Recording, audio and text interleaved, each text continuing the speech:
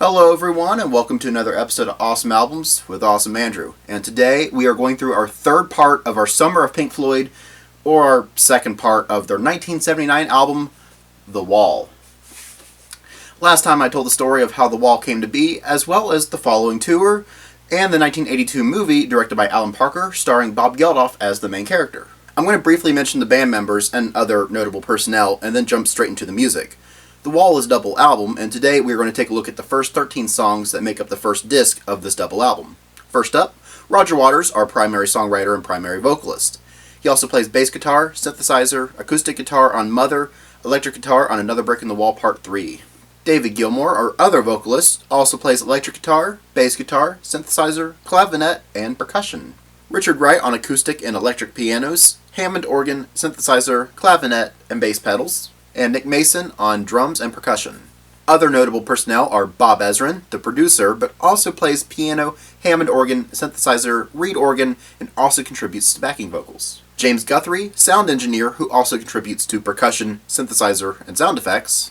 And Phil Taylor also contributes to sound effects.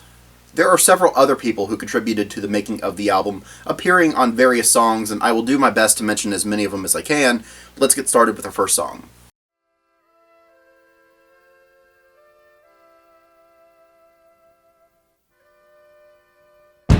The song begins with some very quiet music, and then we are greeted with a very loud chord. Waters had said that the main chord sequence and melody was not initially part of The Wall, but was borrowed from his other project, The Pros and Cons of Hitchhiking. Originally, the song had a working title called The Show. The song, of course, got changed to In the Flesh with a question mark. That question mark there is to remind us that nothing is absolutely certain, and that appearances are not to be trusted. If you wanna find out what's behind these cold eyes, you'll just have to claw your way through this disguise. During the Wall tour, In the Flesh was performed by a group of stand-in musicians, all wearing masks representing Waters, Gilmour, Wright, and Mason, and the idea was subsequently used on the sleeve to Is There Anybody Out There? The interesting thing with the song is that it actually takes place at the end of Pink's story. For this song evokes an incident that occurs in the closing stages of the album, which we will cover next time. At this point, we hear plain sounds and Mason's snare drum accompanying a stuka. Ordinarily, I just put a stuka on screen, but I figured I'd just demonstrate it. So here's a stuka. So the stuka is coming in, you can hear screaming as the plane comes in for a dive bomb. The scream is Pink's father, who was killed in the war, based off of Roger's father in real life, who unfortunately was killed in World War II at the Battle of Anzio. However, instead of an explosion, we are greeted with the most unexpected sound.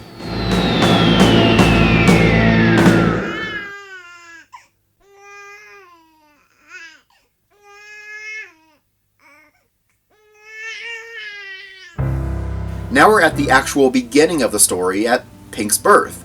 David Gilmour takes the role of Pink's mother, and it's a very sweet lullaby song.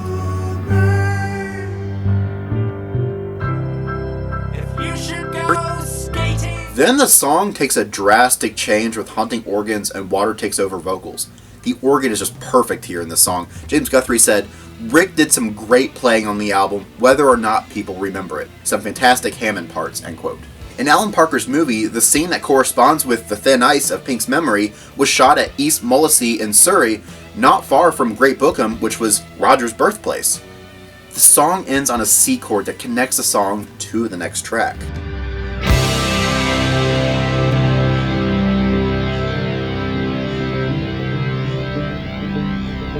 I really like the C chord transition with some complicated delays. Gilmour is playing a doubled palm mute rhythm part on one note, a D that rapidly acquires a haunting quality. He then plays a number of short licks on a second guitar, whose sound is strongly colored by a very present delay. It's just full of mastery of the equipment that they had at that time. It's just amazing. James Guthrie would later claim that this was his favorite song on the album, not only musically, but also for the atmosphere of the 1940s that is associated with Pink's childhood memories.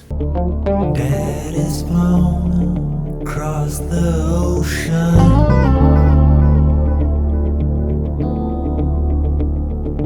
leaving just a memory.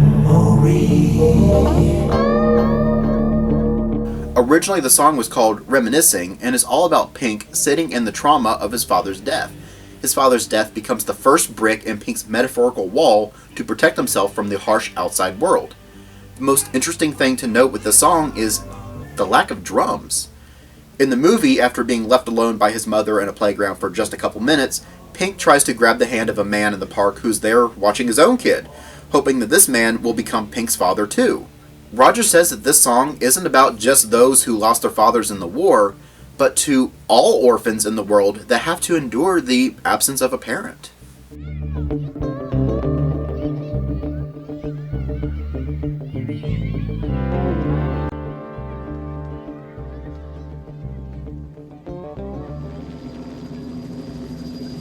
The first thing to note with this song is the helicopter and the voice.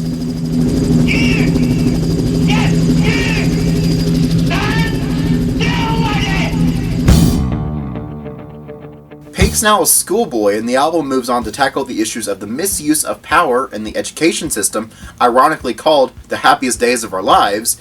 The title came from a British comedy directed by Frank Launder in 1950. The movie tells the story of the joyful anarchy that ensues when a boys' school merges with a girls' school just after the London Blitz. Maybe Roger was thinking of this movie when writing this song, who knows?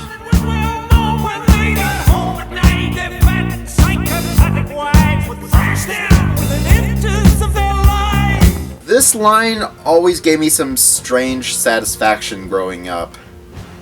I don't know why. The song then builds up and ends with a banshee scream by Roger Waters. It's so good. We don't need no education. Probably Pink Floyd's most popular song, as well as the first single released from the band since 1968's Point Me at the Sky, which flopped really badly, even though I still enjoyed the song. Point me at the sky and let it fly. Point me at the sky and let it fly. The song was much longer than initially planned, with just one verse and one chorus at only about a minute 20. But with the double negative of "we don't need no education" really stood out to Ezrin. He fought hard to make it a single and even waited until the band wasn't around to copy the instrumental parts for the verse and chorus. He then decided it needed school children singing the second half of the song. Ezrin has incorporated children singing on albums before, most notably Alice Cooper. Listen to School's Out, another school-related song, and likely inspired Ezrin to use children in this song.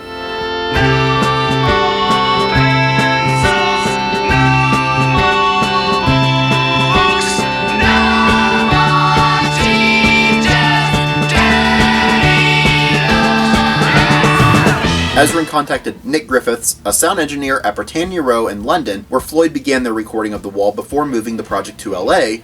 From the words of Ezrin, I said, "Give me 24 tracks of kids singing this song. I want Cockney, I want posh, fill them up." Although Gilmour claims it was his idea. He recalled giving Griffiths a lot of instructions, 10 to 15-year-olds, mostly boys, and I said, "Get them to sing this song in as many ways as you like." And he filled up all the tracks on the 24-track machine with stereo pairs, end quote from Gilmour. The kids were borrowed from Islington Green School. Griffiths succeeded and sent the track back to Ezrin and put it together and had Waters listen. He said, "I played it for Roger as a surprise, and the grin on his face was unbelievable.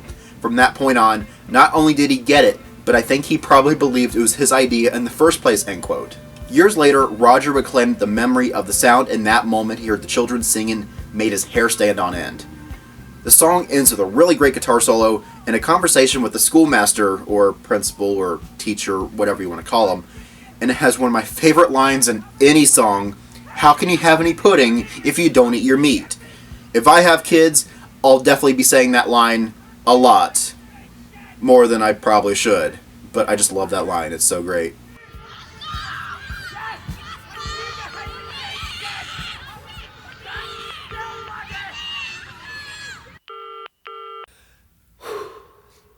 Mother, do you think they'll drop the bomb? The song went through very few changes between the demo and the final version, and that's because it's a lyricist song where there's greater importance given to the meaning of the words rather than the actual music or rhythm. An interesting guest appearance in the song on drums was Jeff Porcaro. You might recognize that name from Toto, who is an incredible drummer, I might add. Nick Mason couldn't quite get the drums right, and so Porcaro was brought in October 20th, which was a very last-minute decision and one of the last things they did in recording. David Gilmour told Mojo magazine, "He didn't really get it, so I hired Jeff Porcaro to do it, and Roger latched onto this idea the way he always did with my ideas, and began to think, is Nick really necessary?" End quote. The first section starts off with Pink asking his mother various questions. All of them, of course, begin with Mother. Mother, do you think they'll drop the bomb? Mother, should I trust the government? Things like that. Is it just a waste of time? After this line, David Gilmour comes in once again, taking the role of Pink's mother, responding how she will protect him, and trying to be as comforting as she can be, in a very overbearing way. In the album version of it, Is It Just a Waste of Time, changed a few times between the studio, the movie, and the stage show. In the album, as you heard, him asking, "Is it just a waste of time?" The movie has Pink asking, "Mother, am I really dying?" And the stage show has him stating, "Mother, what a crazy world." 'Cause Mama's gonna help build the wall.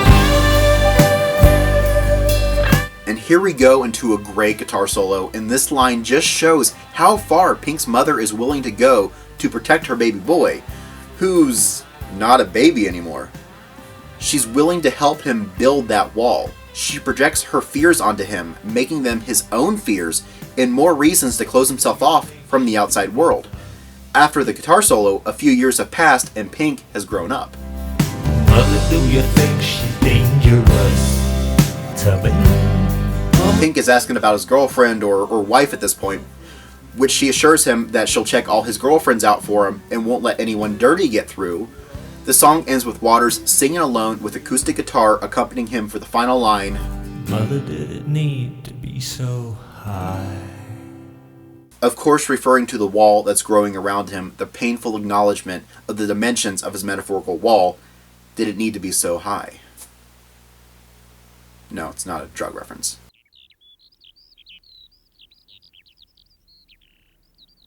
The song starts off with birds chirping, which sounds a lot like Grantchester Meadows from Umaguma. Look, Mummy, there's an airplane up in the sky. That voice is Harry Waters, Roger's at the time 2-year-old son, reciting that line. The blue sky is a metaphor for purity and innocence. It marks a stage in Pink's development and the transition into adulthood, saying goodbye blue sky as in goodbye to innocence. Roger Waters has described the song, "Since we compiled the album, I haven't clearly tried to think my way through it, but I know this is very confusing. I think the best way to describe this is as a recap, if you like, of side 1. It's like setting off from childhood at this stage." End quote from Roger Waters in an interview with Tommy Vance for Radio 1. The guitar work and David's oohs are beautiful, but they are very haunting at the same time, especially with Waters' lyrics of falling bombs and frightened ones. The movie has the placement of the song between When the Tigers Broke Free, a song not included on the album, and The Happiest Days of Our Lives. The segment is mostly animated. The animation is amazing, but it's incredibly dark and full of emotion.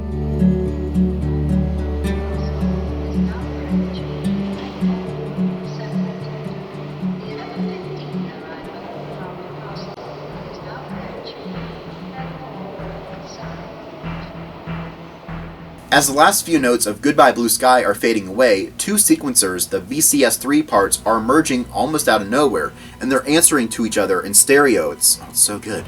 Pink is now fully in adulthood. One of my sources, I don't remember which one, I have a lot of them, described it as a hate-filled child trapped in a man's body, which I thought was a really great description of the song.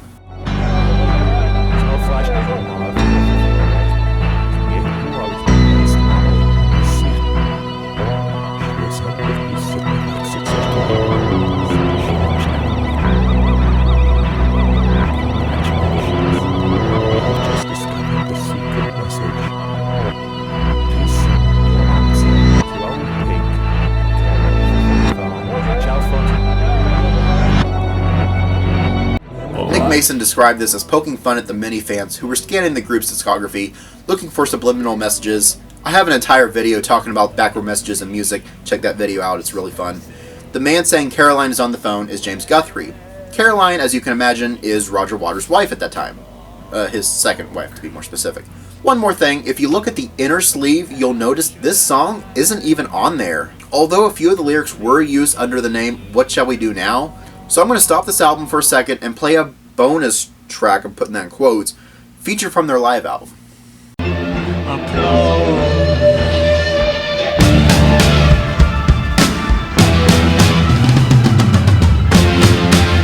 What Shall We Do Now is kind of the second part of Empty Spaces, but not really at the same time.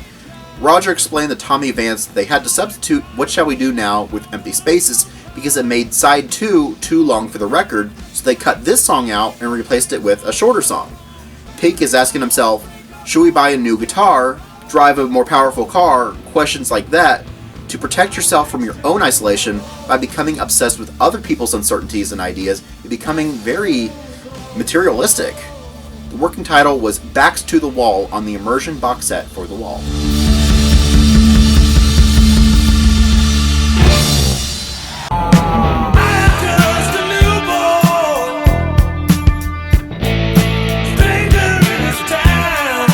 Originally, the lyrics were very different. Roger said, when I wrote Young Lust, the words were all quite different.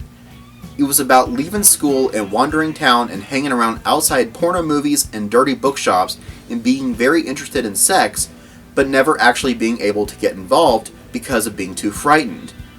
Now it's completely different. That was a function of all of us working together on the record, particularly with Dave Gilmour and Bob Ezrin. We co-produced the album together, end quote.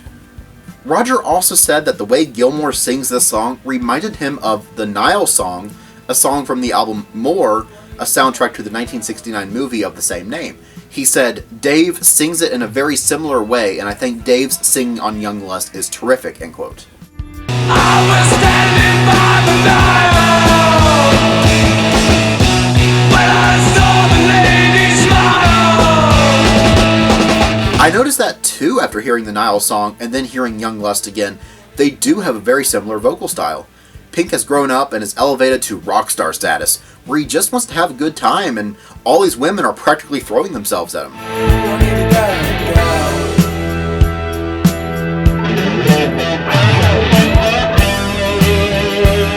We now go into one of my favorite guitar solos, not only on the album, but one of my favorites ever, although I have a lot of favorite guitar solos, so I guess that's not saying much. As the song ends, and I'm going to break this down because it's really cool, there's a phone call with Mr. Floyd trying to reach Mrs. Floyd.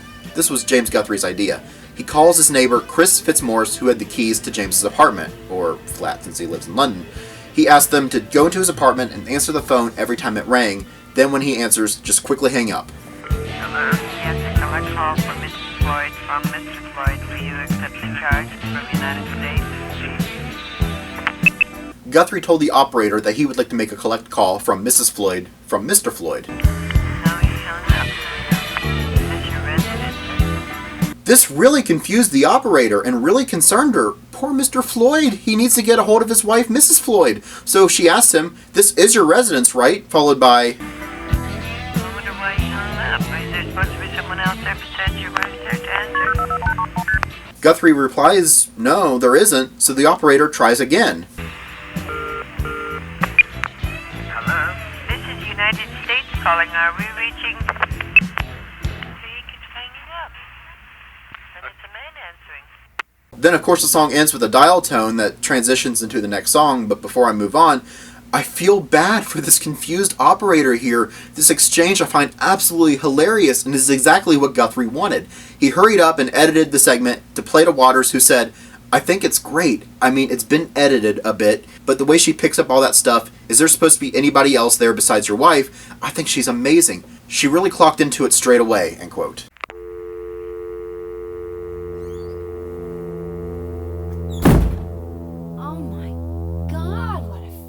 The song starts off with a dial tone carrying over from the last song, and the voice of a groupie admiring Pink's hotel room and all of his guitars. On the album, the groupie was played by Trudy Young. In the movie, the groupie was played by Jenny Wright. Pink is unresponsive. The phone call was Pink trying to get a hold of his wife. He realizes that a man kept answering, showing that she had been unfaithful to him and having an affair, although Pink's kind of doing that too. After learning his wife is cheating on him, that just kills the mood, understandably. So he just sits down in front of this TV and is unresponsive to all the groupies' advancements on him. What are you watching? Oh, that's an easy question. That's a movie called The Dam Busters, directed by Michael Anderson, released in 1955. If you think about the word dam and what it is, it's another name for a wall, kinda. So more subtle wall symbolism, possibly. Day after day, love turns gray, like the skin of a dying man. Roger's vocals come in as he sings about his existential crisis while watching this war movie. Wait, a war movie?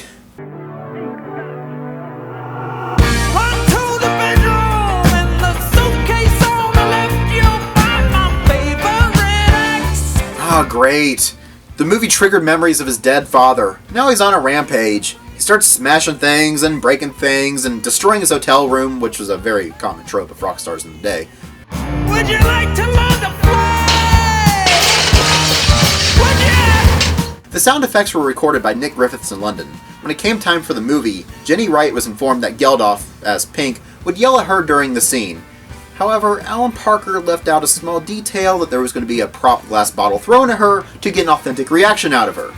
The movie also shows a part where he throws a TV out the window. You might notice Pink's hand is cut. That wasn't fake. Geldof did actually injure his hand there. Alan Parker didn't want to stop shooting until the scene was done. In the next scene, we can see a towel or a shirt wrapped around Geldof's hand. As you can imagine, anyone in the groupie situation, this random guy is throwing things at you and going on a rampage, you're going to get out of there as soon as you can. Stop! Why are you running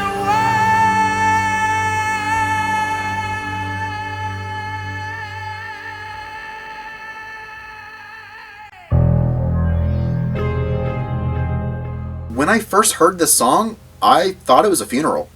I mean, the music, as somber as it is, I'm just imagining someone is grieving next to a casket and he's begging, "Don't leave me now."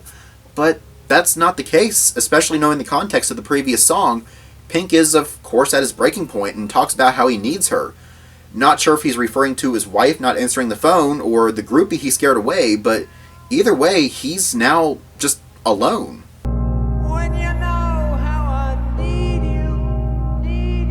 He even tries to play the guilt card of how much I need you.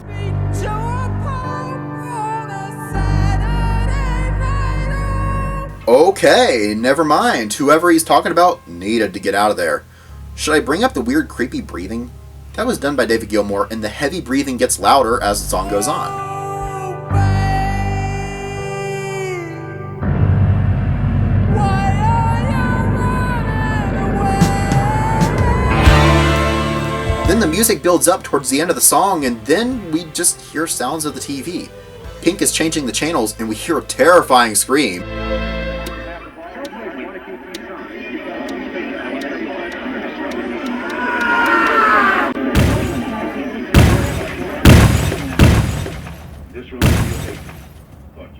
This quick song begins with a lot of smashing. This was done with the help of Phil Taylor, who was given the task of getting an enormous TV set from an LA store. He also brought a couple smaller sets with him, so that way James Guthrie can adjust the audio levels. So they went out into the parking lot, and Brian Christian, the sound engineer, was given the best job ever to take a sledgehammer with a t-shirt to dampen the blow to smash these TV sets. The sound worked perfectly, and the results were used numerous times on the album. So good. Just think about being the guy that was tasked, "I need you to take the sledgehammer to that TV." Yeah. Roger sings, "I don't need no arms around me. I don't need no drugs to calm me." First off, the working title of the song was called Drugs. Pink's schizophrenia reaches a new stage. He believes the wall will protect him from other people and enable him to live at ease within his inner world, which is almost done.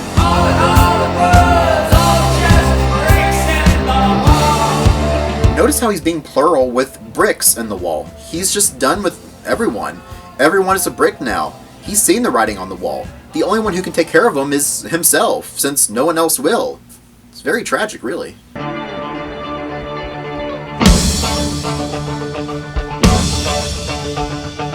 This was another track taken from the Is There Anybody Out There live album.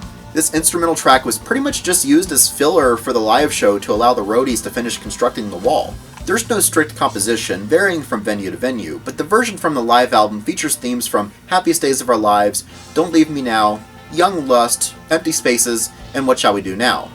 Before the release of the live album, this section didn't have an official title and was called by fans Almost Gone.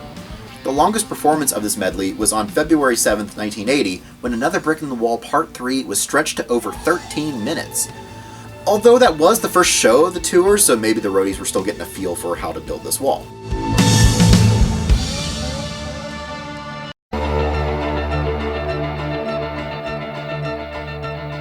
No, this isn't the same song. That was Goodbye Blue Sky. This is Goodbye Cruel World. No, it's not a suicide note either. The song indicates that the wall is done. He is now living inside of his own little world now, away from the outside world, behind the wall. In the live show, after Roger sings his last goodbye, the final brick is put into place, and the band is completely closed off from the audience.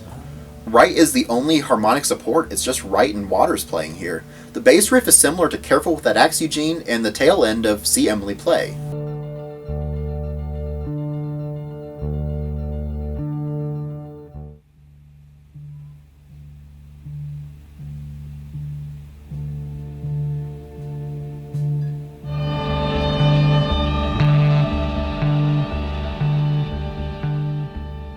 In the movie, Pink is in his hotel room, a cigarette between his fingers, his eyes glazed over, and he's just lost in his own thoughts.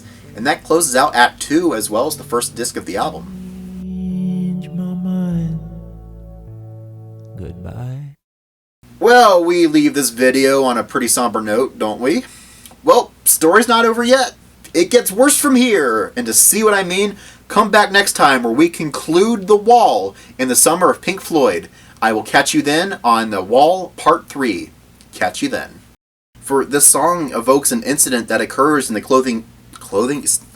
This song evokes an incident that occurs in the clothing... I almost say clothing again. For this song evokes an incident that occurs in the clothing... This song evokes an incident that occurs in the clothing... Closing? But I'd figure I'd demonstrate it with an actual Stuka. Well, not a real one, but anyway... That was a good one. The sound in that moment he heard the children singing had made his chair stand on end. That's kind of a typo in my quote there, my script. On the album, the groupie was played by Trudy Wright. On the album, the groupie was played by Jenny Young. Trudy Wright, Jenny Young, how many other combinations of Trudy Young and Jenny Wright can I make here? How about Young Wright or Trudy Jenny? I don't know. Wait, a war movie? Uh-oh. Wait, a war movie? Uh-oh. Wait, a war movie? Uh-oh. Wait, a war movie? Uh-oh. Wait, a war movie? Wait, a war movie? Uh-oh. A war movie? Uh-oh.